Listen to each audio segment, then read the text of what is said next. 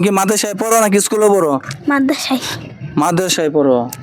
দর্শক, আজকে আমি ডিয়াবাড়ি চলে আসি, তো একজন ছোট বাচ্চা দেখি ফুল ব্যস্ত আছে।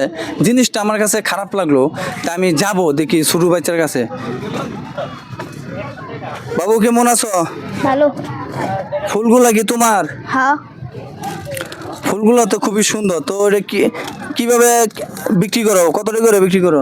এডি একটু 50 টাকা করে বেচি। যাই হোক, তোমার বাবা মা কেউ নাই? বাপ না, মা। মা আছে। তোমার আম্মু কি করে?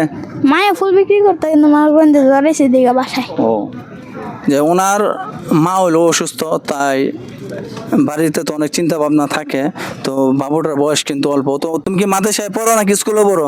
মাদ্রাসায়। মাদ্রাসায় পড়ো।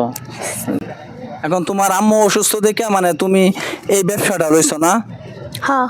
তোমার কি কষ্ট হয় না? ওই সারাদিন কি ডিয়ে বাড়িতে ফুল বেছো না অন্য অন্য জায়গায় বেছো? অন্য অন্য জায়গাও বেশি। দর্শক, চিন্তা করছেন এই একটা বাচ্চা যে কত কষ্ট করে, তার ফ্যামিলিতে তার বাবা নাই, তার মানে সংসারে হাল ওই ছেলেটাই ভবিষ্যতে ধরবে।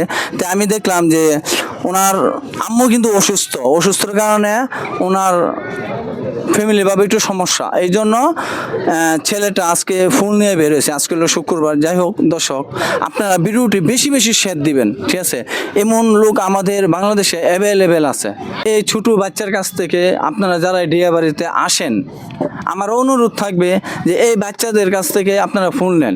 কারণ আমরা অনেক কিছু ভাবি, কিন্তু বাস্তবে গিয়ে দেখেন ওরা কিন্তু অনেক অসহায়, এটা আপনার মানতে হবে। যাই হোক, ডিয়া বাড়িতে আসলে ফুলগুলো আপনার অন্য জায়গাতে না নিয়ে এই বাচ্চার কাছ থেকে নেবেন। আমি বাচ্চাদেরকে বলে দে, তুমি এখানে অ্যাড্রেসটা বলতে পারবা? 18 নম্বর সেক্টর, 10 নম্বর ব্রিজ, ডিয়াবাড়ি। দর্শক, আপনারা তো বুঝতেই পারলেন, জানতেই পারলেন। ভিডিওটা এত বেশি বেশি শেয়ার দিবেন যে সবার কাছে গিয়ে পৌঁছক।